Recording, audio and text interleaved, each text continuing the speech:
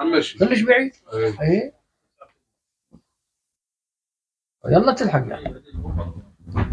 بسم الله الرحمن الرحيم. اللهم صل على محمد وآل محمد. اللهم صل على محمد وآل محمد. اللهم ارحمنا بمحمد وآل محمد. بسم الله الرحمن الرحيم. صلى الله وسلم عليك يا مولانا يا رسول الله. صلى الله وسلم عليك يا مولانا يا أبا عبد الله. فاز والله من تمسك بكم من لجأ إليكم. يا ليتنا كنا معكم سادتي فنفوز فوزا عظيما.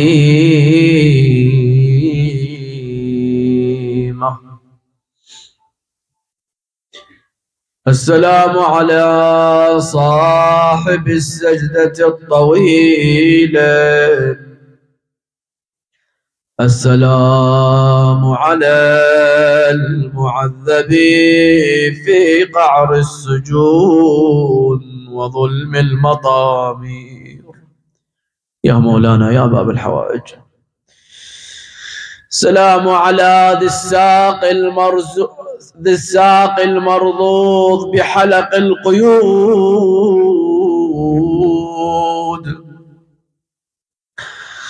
فاز والله من تمسك بكم من لجأ إليكم. يا ليتنا كنا معكم فنفوز فوزا عظيما.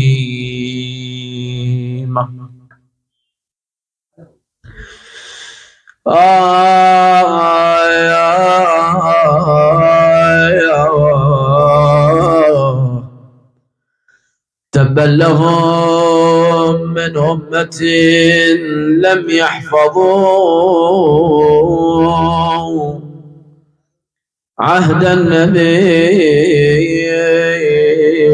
بآله الأمجاد.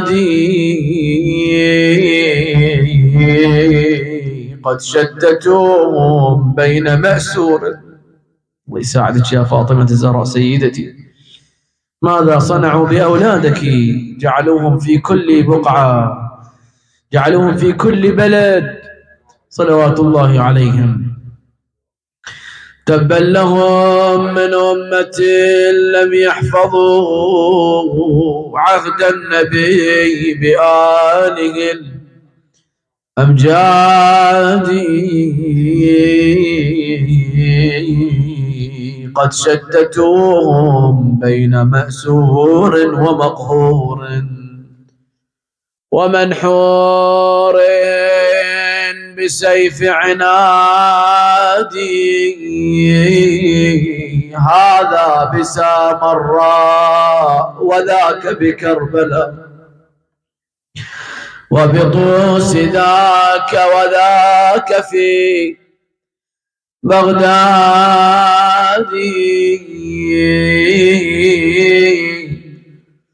لهفي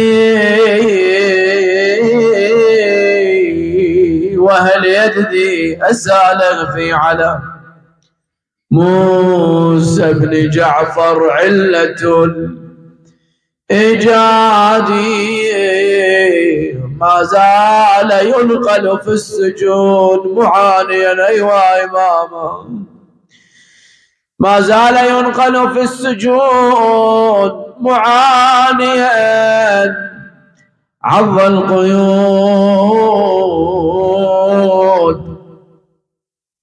ومثقل الأصفاد.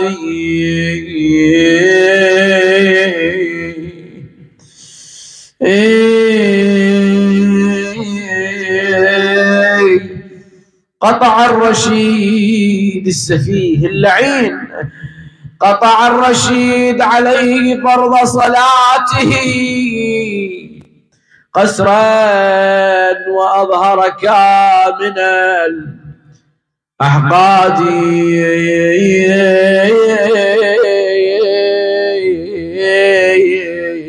بعد حتى إليه دس سما قاتلا فأصاب أقصى منية ومرادي.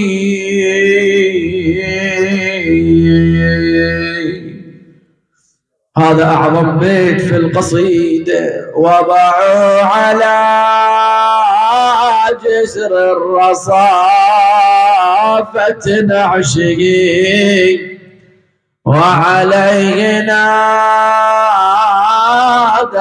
في الهوى منادي يا قلب ذوب ويا دمع عيني تفجر للقضى بسجن الرجز قلبه تفطر. أمر الطاقة تشيل بن جعفر حمامي شالوا الجنازة ولا مشت خلف رياجيل فوق الجسر ذبوه وبرجله زناجيل وقلوب شيعتهم عليه بنار تسعر شيعت على الكراير فجعتهم شديدة وانه وياي شيعت على الكرار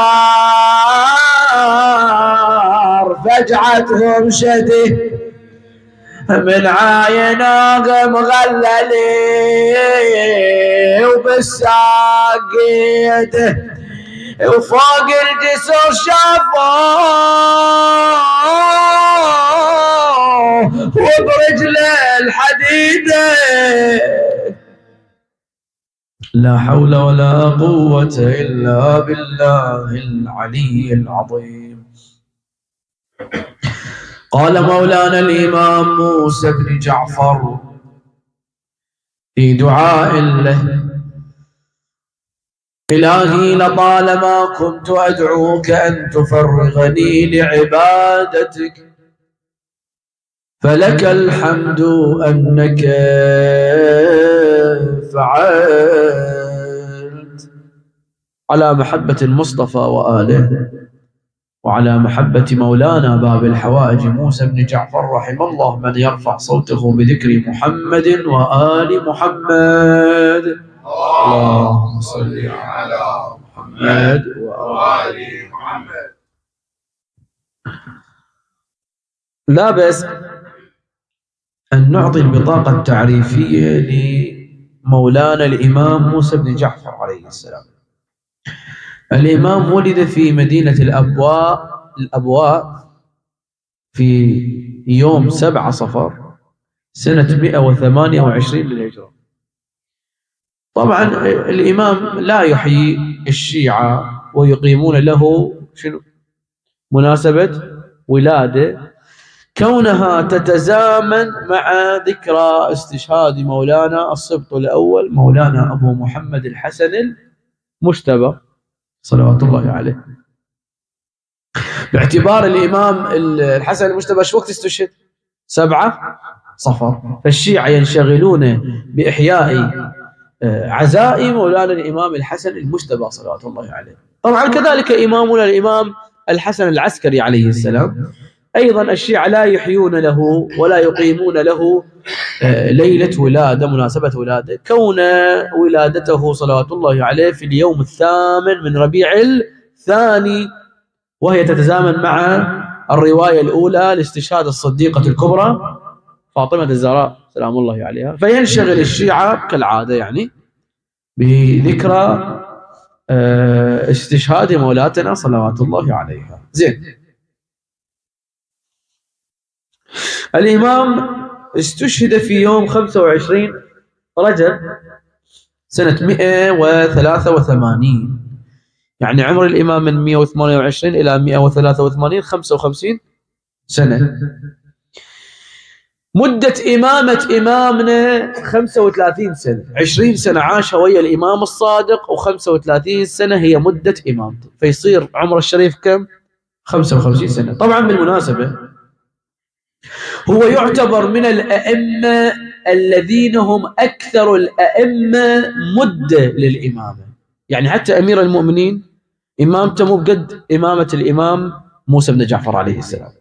الإمام أمير المؤمنين مش وقت يعني أصبح إمام بعد رسول الله. طبعا احنا ما لنا علاقة، واحد يقول الكوفة 4 سنوات خلافة، لا احنا ما لنا علاقة بهاي الخلافة لما الأول والثاني والثالث والنبوة أمير، ما لنا علاقة بهم. احنا عندنا الحجة يكون حجة بعد غياب الحجة السابق فيأتي الحجة اللاحق، هذا النص. فالإمام سلام الله عليه أمير المؤمنين أصبح حجة بعد رسول الله، يعني رسول الله 10 هجرية استشهد، اكو رواية تقول 11 هجرية، على العموم 10 للهجرة واستشهد 40 للهجرة، من بين 40 إلى 10 ايش قد؟ 30 سنة. زين. طبعا حتى عندنا الإمام علي الهادي عليه السلام عمره 43 سنة، ولكن كانت إمامته 35 سنة. طيب يعني هو استلم الإمامة من عمره 8 سنوات إلى أصبح عمره 43 سنة، يصير 35 سنة الإمام علي الهادي سلام الله عليه. زين. طبعا هاي الفترة اللي عاشها الإمام مدة إمامته عاشها وين؟ يعني 3/4 بالسجن. طبعا الإمام سجن أقل الروايات تقول 4 سنوات، وأكثر الروايات تقول 14 سنة. بس أخاف واحد يقول هسه 14 لو 4 تصير، يعني هسه احنا عندنا الزهراء كم رواية عندنا؟ رواية يقولون بعد استشهاد أبوها المصطفى ب40 يوم، رواية تقول 75 يوم، رواية تقول ايش قد؟ 95 يوم. وطبعا بالمناسبة اختلاف الروايات إلها أسباب كثيرة جدا. أنا أقول لك الآن أنا أجي أكتب كتاب بيدي وأقول لك تفضل كتبه، لما أراجع عليك ألقى أخطاء عندك لو ما ألقى، ممكن الحرف اللي أنا أكتبه بخطي يجوز أنت ما فهمته. يعني أكو جماعة لما يكتبون محمد صلى الله عليه وسلم صلوا عليه وعلى آله وسلم، مرة يكتبوها مائلة ومرة يكتبوها كأنها فاء، صحيح؟ يسوي هيك ويكتبها. طيب وغير مرات واحد ينسى له نقطة، أو مثلا هي ياء حسبالة باء، تصير له ما تصير؟ تصير. فيصير الاختلاف بالروايات، شيء طبيعي يعني. ثانيا الإمام موسى بن جعفر ما انسجن بسجن واحد أو مكان واحد، يعني الإمام اجى بسجن البصرة، بسجن البصرة اللي هو سجن عيسى ابن موسى، بقى بالسجن. طبعا الإمام أثر بالسجن والسجانين، أثر بيهم، فقال لهارون كتب له كتاب، قال له إما أن تأمر بنقل موسى بن جعفر وإلا أطلقت سراحه. قال له إحنا السجناء اللي طبونا مجرمين قتلة سراق، أما أنت جايب لي واحد صائم النهار قائم الليل، أنا خاف أن أسجن هكذا شخصية. فتأثر السجن والسجان بالإمام موسى بن جعفر، نقلوه إلى سجن الفضل ابن ربيع. سجن الفضل ابن ربيع يقولون الفضل ابن ربيع كان شوية مائلا للإمام موسى بن جعفر، شوية عنده ميلان، ولكن بعد هي حقيقته شنو بالضبط ما ندري، ولكن كان يلوم هارون على سجن الإمام موسى بن جعفر عليه السلام. زين. هسه من باب عاطفة، من باب مرات إنسان أنت مو بالضرورة تآمن به حتى تنقل فضله أو تدافع عنه، صحيح؟ يعني مثلا الآن أنت تمدح لك فد شخص بالضرورة ممكن يكون عدو، على قولتهم هذا الشعر شو يقول؟ والفضل ما شهدت به الأعداء. أكو ناس، وهاي احنا طبينا بمأزق، مو بمأزق يعني طبينا ويا ناس جهلة ما يفهمون. كيف؟ يقولوا لك كل شيء ما صاير ما بين معاوية وأمير المؤمنين، والدليل أن معاوية كان يقول كنت كذلك يا أبا الحسن. لما ضرار ابن ضمرة يجي يقول له صف لي عليا، معاوية يقول له ضرار، يقول له صف لي عليا، يقول له كان فينا كأحدنا يقول فصلا ويحكم عدلا، تتفجر الحكمة من جوانبه وكذا وكذا، وكان يتململ إذا جاء الليل وأرخى سدوله، كان يتململ تململ السليم. زين. وكان يخاطب الدنيا يا دنيا غري غيري فقد طلقتك ثلاثا. المهم لما كمل يقول معاوية قال صدقت يا ضرار لقد أو رحمك الله يا أبا الحسن لقد كنت كذلك. هاي ما لها علاقة أنه يعني ما بيناتهم شيء أو كذا إلى آخره، ما بيها شيء. صير والفضل ما شهدت به الأعداء. العرب كانت تمدح أمير المؤمنين، هواي مدحوا أمير المؤمنين وشجاعة أمير المؤمنين وهم أعداء لأمير المؤمنين. هذا سلامة، شو اسمه هذا المسيحي بوليس سلامة مو الشاعر، هذا مو كان يمدح أمير المؤمنين سلام الله عليه وهو مسيحي. بولس سلامة، بولس سلامة شاعر مسيحي. لم يكن عليا نبيا ولكن كان خلقه نبوية. هو يقول علي ترى مو نبي ولكن أخلاق شنو؟ أخلاق نبي. المهم هذا الكلام. فالفضل بن الربيع كان يقولون يميل أو يقولون أنه كان يدافع شوي عن الإمام موسى بن جعفر عليه السلام. شاهد الكلام. لما انتقل إلى سجن الفضل بن الربيع تقول الرواية طبعا السجن واسع وبيه سجناء وبيه سجانين. طيب فكان لما الإمام كان موجود فيه كان أيضا يؤثر على الناس، فنقلوه إلى سجن انفرادي وأرسلوا له أخت السندي ابن شاهك. السندي ابن شاهك هذا مو اسمه السندي، هو السندي من بلاد السند، وسمي السندي كونه من بلاد السند. شلون هسه فلان أقول له البصري، أقول له مثلا العراقي، هذا مو اسمه وإنما شنو؟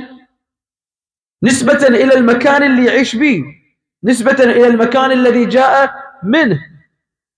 هو كان مخلفات حربية للسندي ابن شاهك، يعني هو كان دعي ابن دعي، كان لا يعرف له أب. وشاهك هو اسم أمه، شاهك اسم أمه. طيب شاهكة، والعرب كانوا الهاء للثقل بالأخير يحذفوها، هي شاهكة. شاهكة كانت من أبرز الراقصات والمغنيات لهارون. كانت عندها بنية وولد، عندها السندي اللي ما يعرفون شنو اسمه ولا يعرفون منو أبوه، وأيضا منو بتها. زين. هاي بتها أيضا راقصة وكذا، ومن أجمل الراقصات الموجودة عند هارون. فقال لها أكلفك في مهمة، أنت تدخلين على موسى ابن جعفر تأثرين عليه، لأن هو الآن جاي يأثر على الناس.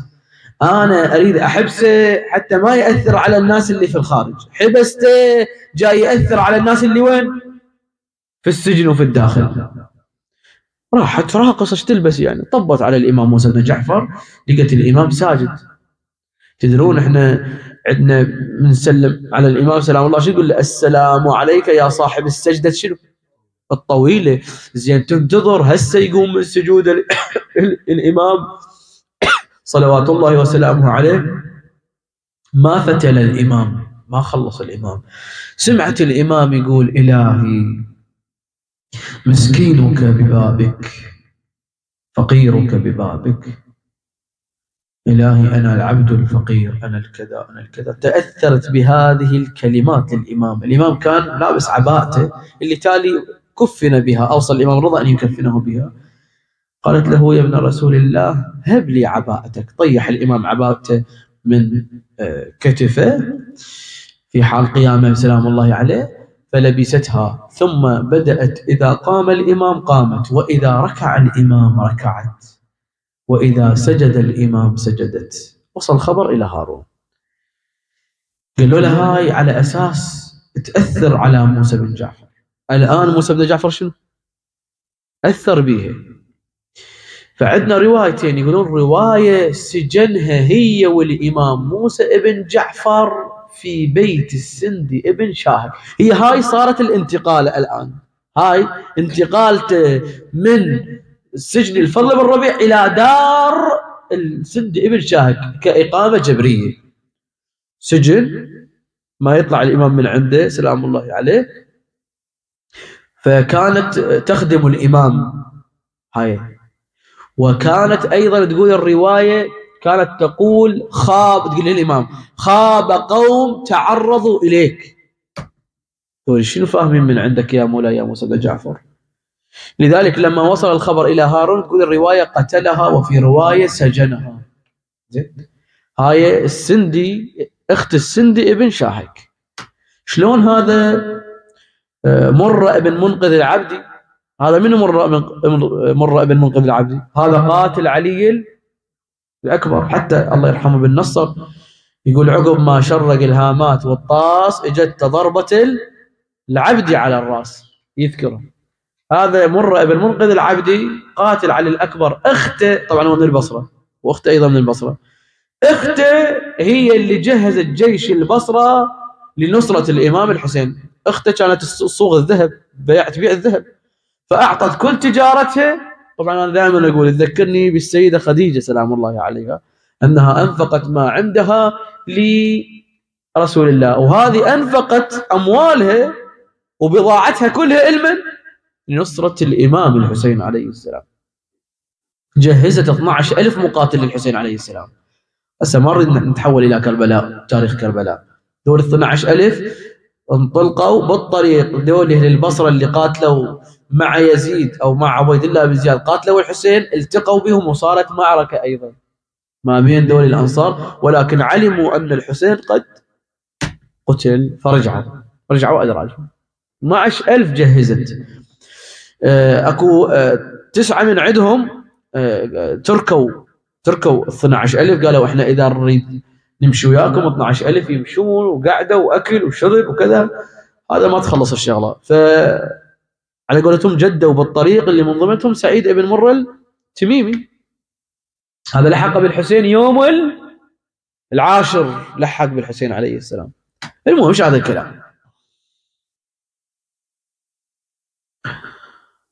الإمام موسى بن جعفر صلوات الله وسلامه عليه، قلنا أكو فترات، يعني هاي 14 سنة اللي الإمام انسجن بيها، هاي مو كلها خلينا نقول مستمرة، يسموها ملفقة، بمعنى أن الإمام خلينا نقول مثلا سجن 4 سنوات ويطلع له سنة سنتين ويرجع يسجنه وهكذا. زين. فتقول الرواية الإمام صلوات الله وسلامه عليه لما سجن بعض الأحيان كان يطلع، أكو فترات كان يطلع بها الإمام، يطلق سراحه. ومن ضمنها قضية بشر الحافي لما الإمام نظر سمع الغناء وكذا، فشاف الجارية قالها لمن هذا الغناء؟ قالت له يا سيدي. قالها سيدك حر أم عبد؟ قالت سيدي حر. قالها صدقتي، لو كان عبدا لاستحى من خالقه. طبعا هاي الحكاية خلينا شوي نوقف عندها. يعني احنا نشوف بعض الناس اللي يعني يبدو وظاهرهم الإيمان، الله يوفقهم والله يثبتهم والله يتقبل أعمالهم. نشوفه مرات احنا لما نريد نروح إلى فرح ابنه أو كذا، نشوفه والله ها جايب أغاني مثلا دق ورقص وكذا ومن هذه الأمور. الإمام هيك الآن الكلمة اللي قالها البشر الحافي الآن جاي يقول لك إياها لك، كلام البعيد. لو كنت عبدا لاستحييت من خالقك، لو كنت عبد لاستحييت من خالقك. زين. فواحد يقول والله أنا خلي مو ابني وخطية مرة بالدنيا أو مرة بالحياة وكذا ومن هذه الأمور. هاي المرة بالحياة اجعلها طاعة ولا تجعلها معصية. ثانيا عزيزي، انت منو قال لك انت مكلف بارضاء الناس؟ هي ترى علي بن ابي طالب شو يقول؟ ارضاء الناس غايه شو؟ لا تدرك، يعني ما راح ترضيهم، بالتالي انت ما راح ترضى كل الناس عليك. انت مكلف ارضى الله رضانا اهل البيت، انت مكلف ان ترضي الله بالدرجه الاولى وترضي الله عن طريق محمد وآل محمد صلوات الله عليه اجمعين. اللهم صل على محمد وآل محمد. ليش؟ لأن فاطمة يرضى الله لرضاها. أنت إذا قدرت تحصل رضا فاطمة الزهراء، هاي معناه أن الله قد رضى شنو؟ قد رضى عليك. هسه هنا اكو بحث طويل أنه رضا الله وغضب الله وانتقام الله كيف يكون؟ شلون يعني؟ أحس حكي طويل يروح محله. واحدة من جدها رضا الله، شلون أعرف الله رضى عني؟ من خلال أولياء. شلون الله غضب عني؟ من خلال أولياء. أنا لأن إن الله يدافع، الله شنو؟ يدافع عن الذين آمنوا أو عن المؤمنين. الله يدافع عن المؤمن. إن تنصروا الله شنو؟ ينصركم. الله يحتاج نصره؟ شلون أنصر الله؟ هو الله ينصرني أنا أريد الله ينصرني لو أنا أنصر الله؟ الله سبحانه وتعالى هو اللي ينصرني، ولكن الله سبحانه وتعالى يقول تنصروني من خلال شنو؟ أوليائي. من خلال شنو؟ أنبيائي، من خلال الأئمة صلوات الله عليهم أجمعين. لذلك الله سبحانه وتعالى شو يقول للأنبياء؟ وإذ أخذ ربك ميثاق النبيين لما آتيتكم من كتاب وحكمة، إلى أن يقول لتؤمنن به وشنو؟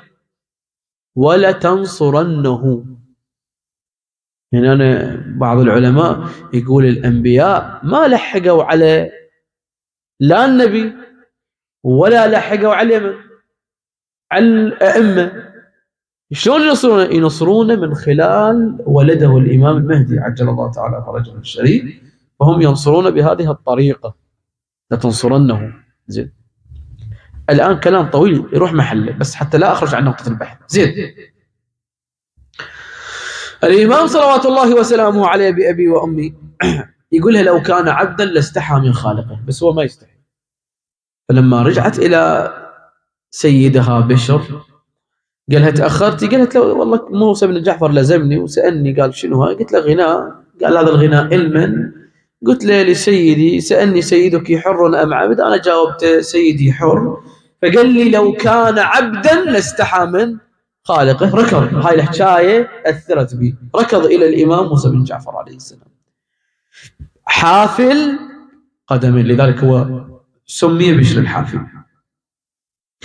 قال له سيدي يا ابن رسول الله أنا غلطت، يعني توبة؟ قال له الله ما عنده شيء وياك عزيزي، الله ما عنده شيء وياك.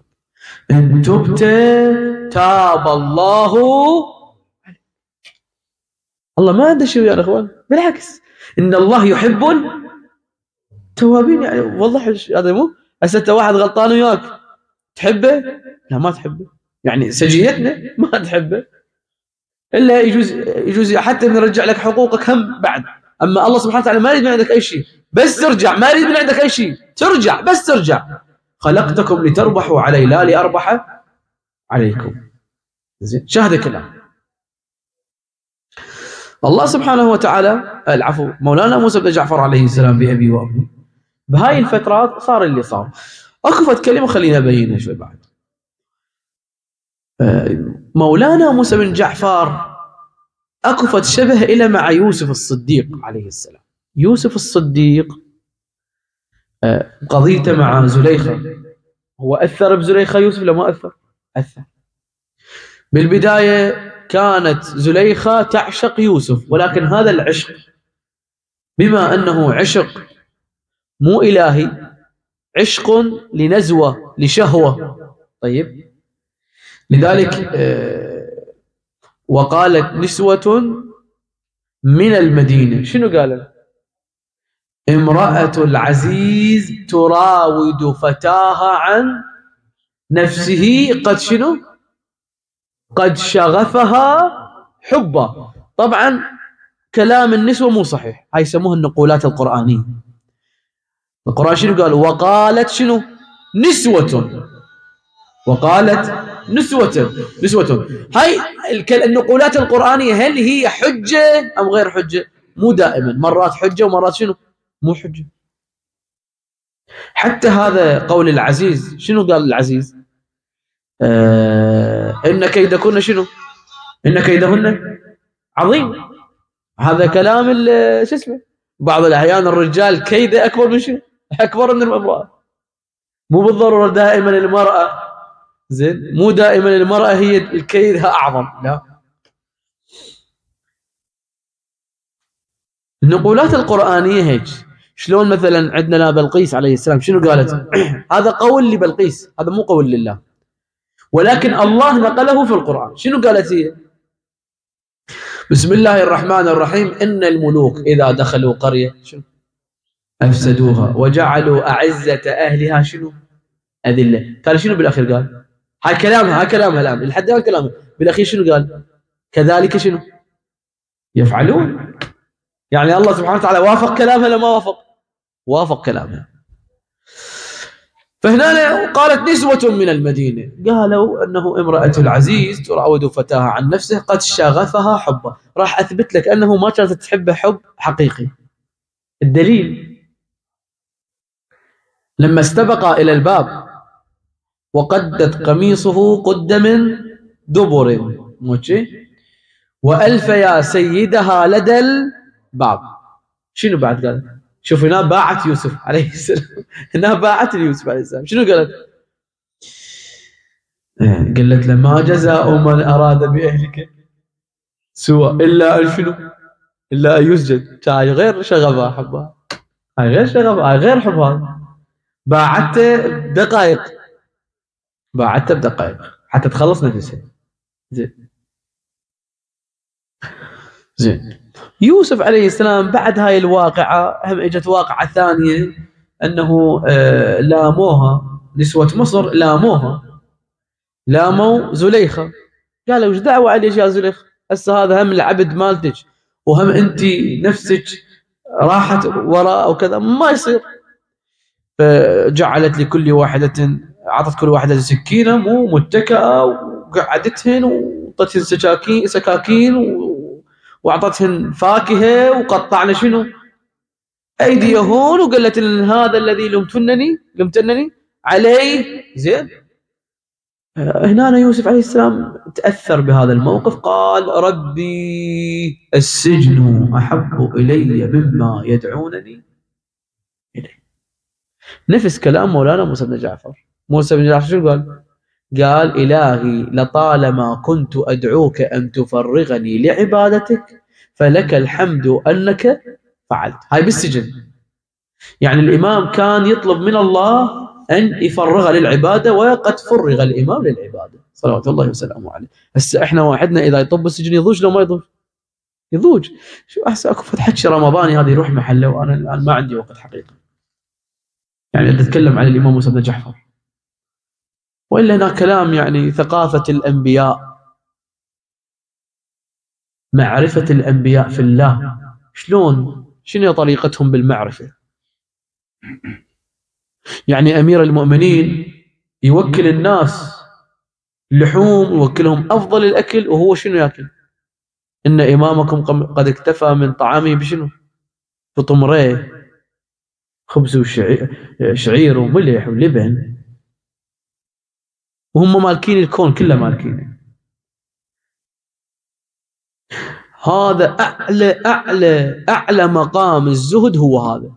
شنو يعني الزهد؟ الزهد مو فقير، الزهد عندك فلوس وانت شنو؟ تنفقن. زاهد بالدين، زاهد. هيك امير المؤمنين، هيك رسول الله صلى الله عليه وسلم كان يشد شنو؟ حجر المجاعة على بطنه. هو رئيس دولة، رئيس دول مو دولة، رئيس العالم الإسلامي كله. شاهد الكلام. الإمام موسى بن جعفر صلوات الله وسلامه عليه بعد هذا الأمر نقلوه إلى السجن السندي ابن شاهك. سجن السندي ابن شاهك عبارة عن طامورة تحت الأرض، يعني تنزل لها بدرج وتنزل. علي بن سويد يقول رحت للإمام موسى بن جعفر عليه السلام أزوره.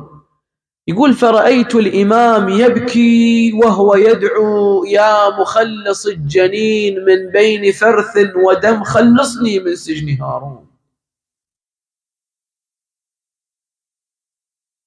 يا مخلص ويبكي الإمام. يقول قلت له سيدي يا ابن رسول الله لم تبكي؟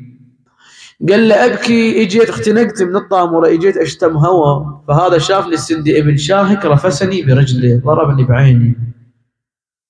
وقال له تبكي لأن أكو فد ألم بعينك؟ قال له لا، لما شتمني هذا، العفو رفسني هذا شتم أمي فاطمة الزهراء، وأنا لما سمعت شتم أمي فاطمة الزهراء أطلب من الله يخلصني من هالسجن هذا، ولا أسمع شتم أم الزهراء بأذني.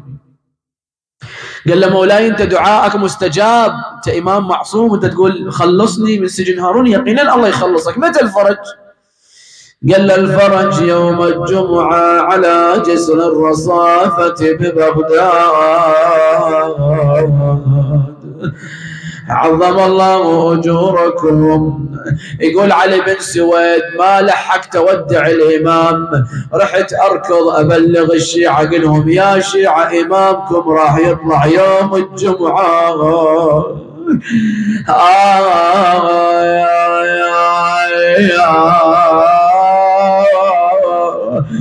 هذا اللعين قبل فترة كان أكو فد نخلة، كان عنده إبرة وخيط، يضع هذا الخيط في السم ويغرز، يدخل الإبرة في هذا الرطب ويستخرجها، فهذا بما أنه مسموم الخيط تبقى هذه الرطبة مسمومة إلى أن تلتئم، لأن تكبر تنضج فتلتئم. ثم قدمها إلى الإمام موسى بن جعفر، قال الإمام أكلها قهرا لو اختيارا؟ قال له قهرا.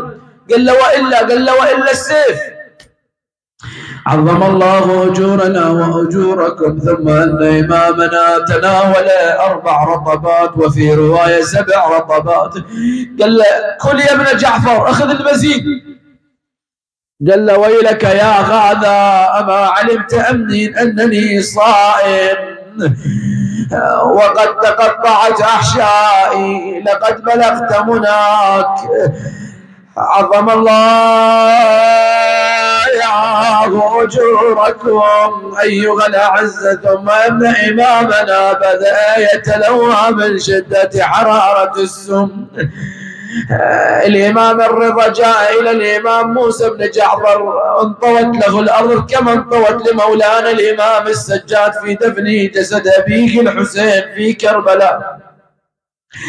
أوصاه بعدة وصايا، من جملة الوصايا قال له ولدي كفني ببردتي هذه. ثم أن إمامنا سلام الله عليه وضع رأسه في حجر الإمام الرضا. ثم أنه بأبي وأمي صلوات الله عليه عرق جبينه وسكن أنينه. حضر لك دمعة للإمام موسى بن جعفر، هي مرة بالسنة الريد صيحة، الريد دمعة على الإمام سلام الله عليه. ثم أن إمامنا عرق جبينه وسكن أنينه وتدلت رقبته وأطبق فاه وفاضت روحه الطاهرة. أين المنادي وإمامه؟ أين المنادي وسيدا؟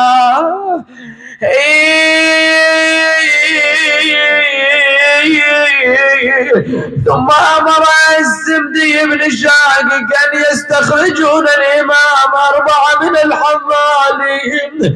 استخرجوا الإمام بأبي وأمي صلوات الله وسلامه عليه، وضعوا جسده على جسر الرصافة، والمنادي ينادي غاب إمام الرافضة. وقد منعت الشيعة، تفاجأوا الشيعة، الإمام قال لهم أنا يوم الجمعة على جسر الرصافة ببغداد، الآن تفاجأوا بأنها جنازة الإمام. أصرخ ونادي وإماما وسيدا. عظم الله أجوركم جهزوا شيخ العشيرة بالمعزة وغسلوه وبرده ب20,000 جسم بن جعفر شفناه وصاح لمحشم يا شيعة إمامكم قوموا احملوه. اي والله طلعت الشيعة بضجة وللسراير معرضة بعد. يا عظم مشية الشيعة من وراء نعش الإمام. اي والله من الشرين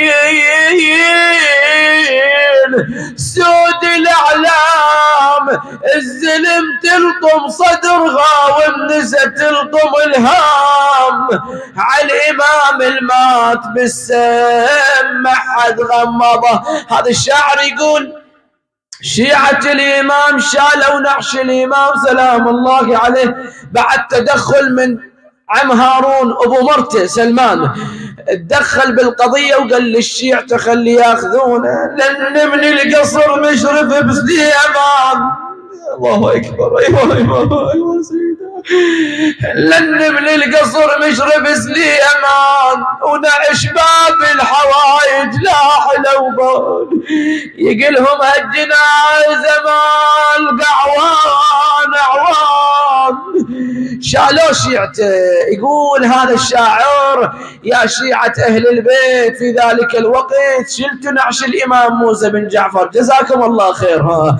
هذا الشاعر يقول عن غريب الغاضرية وين غابت شيعته ليت حضار وقبل ما تدوس العوالي جثته وعاينة وزينب تنخي من يشيل جنازته. زينب تريد لها واحد يشيل نعش اخوها الحسين ماكو، تقول له يا جدي مات ما حد وقف دونه ولا نغار غمض لعيونه يعالج بالشمس مخطوف لونه ولا واحد بحلقه ماي قطاير. زينب هنا بأبي وأمي تريد تأخذ واحد يوصلها رسالة الشخص. منو هذا الشخص؟ قالت يا طارش بمسراك عجل واركب ذلول الماء تجل وسير من منزل لمنزل ومن كربلاء الطيبة للمدينة ومن كربلاء الطيبة تصيل تلقى عمام ولو بالك ديوان حول تلقى عمام بكاسر الظل ولو سلمت قاموا لك الكيل اقصد على محمد وقبل ايده ومتنه والرجل وانطلق تابه ودمعك يقيل ولو شفته يقرا ويستمل عن وجه اخوي الليث ميل ميل ترى الليث من يختار يقتل. شو تريد تقول؟ ترى الليث من يختار يقتل ولو شفت واصبر الحين المجلسي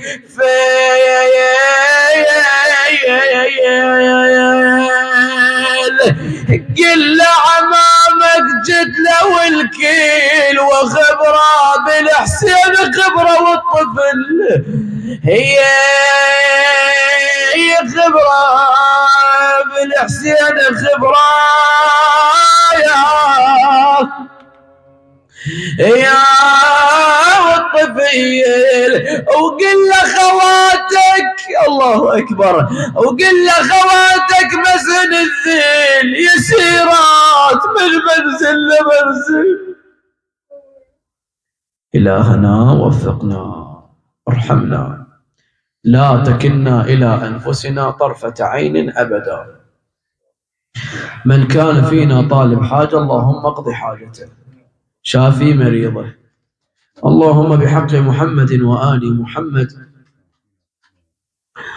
اكفنا شر الأشرار وكيد الفجار وطوارق الليل والنهار إلا طارق يطرق بخير يا الله. اللهم بحق محمد وآل محمد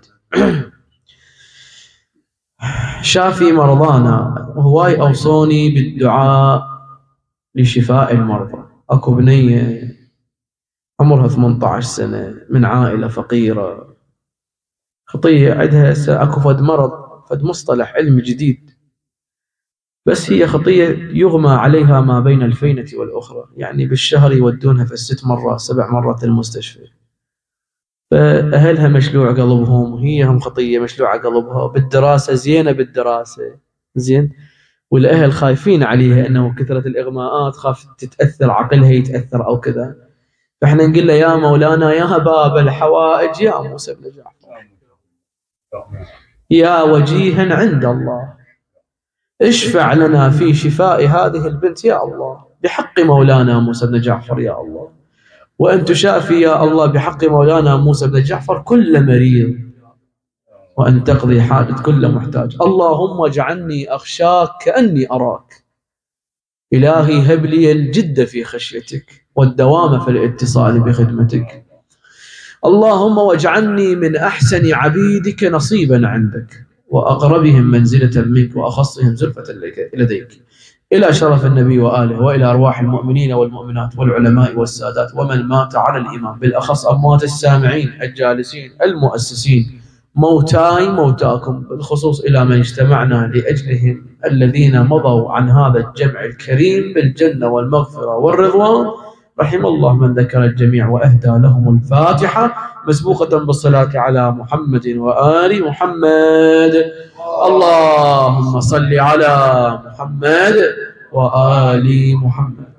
صلى الله عليه وسلم. فاتحة. اللهم صل على محمد.